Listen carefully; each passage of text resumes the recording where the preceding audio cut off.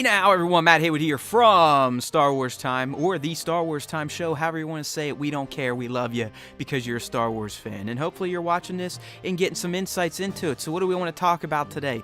We want to talk about how Emperor Palpatine may return in Rise of the Skywalker. So we know he's coming back. It was teased at Celebration when the teaser trailer dropped, and it was an epic moment. So, you know, Nick and I, and we're super fans, we've been looking into how will Palpatine return? Will he be a Force ghost? Probably not. Will he have transferred his essence like we know Sith can? So we studied some theories out there on the internet, and I just want to kind of lay down some of my ideas on those theories and how I think some of them are pretty legit. So let's get down to the Palpatine returns theories in The Rise of Skywalker. All right, first and foremost, I just want to give credit to some of the sites, people, the rants I've seen, the speculations that have kind of led to how I want to interpret this theory on Palpatine. But the first one here we get from, there's a share from the Rogue Squad pod duo from this Din Skyslinger. And I like what this guy's saying. He's essentially saying that Palpatine, through his Sith powers, and we do know this has been established in the old EU and in new comics, where Sith can pass their essence, kind of Voldermort style, to an object, to an area, or to another person. So Din here speculating that, you know, maybe at some point in time, and I think we heard that Snoke, you know, was maybe into Palpatine or exploring relics of the Empire. We knew about Palpatine's bunkers that he was putting together for Operation Cinder. So maybe somehow Palpatine transferred his essence possibly into an object before Vader killed him. Maybe he passed it right into Vader's helmet. Maybe that's how some other theories we've got, that Kylo's been possessed by Palpatine through this essence transfer that Sith can do.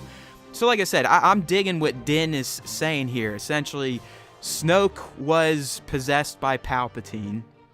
Once Snoke died, and he knew he would die, Palpatine then passed his essence to Kylo's helmet.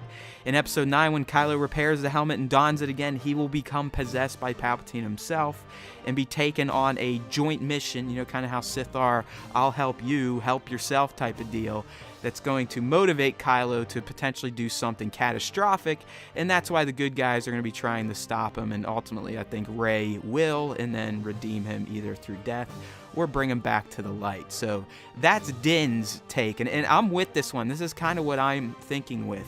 The essence transfer via Voldemort and old EU stuff, as well as the new comics. I mean, Lord Momin, it's been established, he passed his essence into a helmet. So it would not be out of the realm of possibilities that Palpatine passed his essence to something before Vader killed him in Return of the Jedi. The next one I've seen, again, it still plays on this essence passing thing, but I think this one overreaches a bit, and it's going into the fact that all along, Darth Plagueis has been within Sheev Palpatine. It still plays along the whole, you know, the Sith thing of preventing people from dying. Their way of doing is an essence transfer. I just highly doubt that Disney, Lucasfilm, everyone involved would just all of a sudden be like, oh yeah, surprise, for over 9 movies, Darth Plagueis has been the bad guy and not Darth Sidious, aka Palpatine. But like I said, the core essence of this theory over here on Reddit is this dark side ability, Palpatine's ability to pass his essence on to an object, a place, or another character. All right, so now that the theories have been laid down, this is kind of my take on them. And like I said, I'm really leaning heavily towards Din's theory. So I'm going with this. Snoke, whatever, maybe he was in contact with Palpatine during Operation Cinder. Or like I said, it's in the Aftermath books. I mean, Palpatine was setting up Force bunkers with relics. Maybe those where he was dumping his essence to. Or maybe Snoke just found the wreckage of the Death Star. I mean, the Death Star being wrecked and found has been in play since The Force Awakens. It was in some concept art.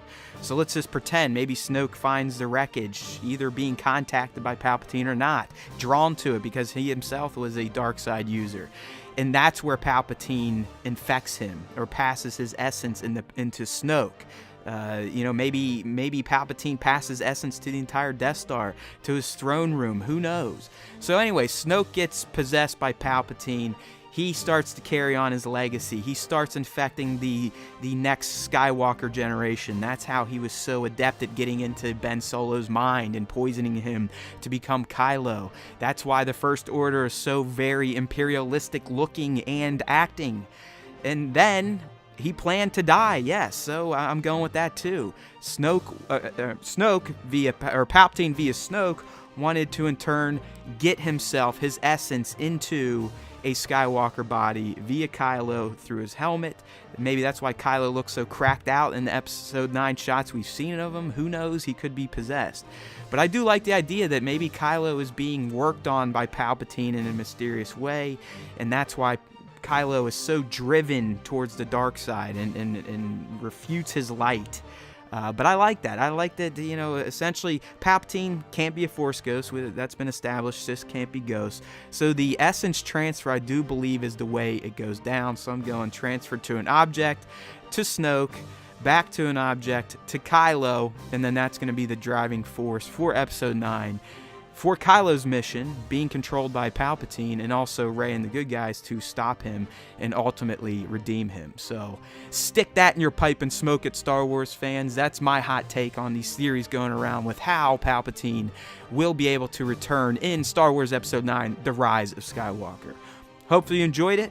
Give us a like. That'll help us big time. Make sure to subscribe. And don't forget to tune your browsers to StarWarsTime.net on a daily basis to get all you need to know in the important Star Wars speculation rumor verse.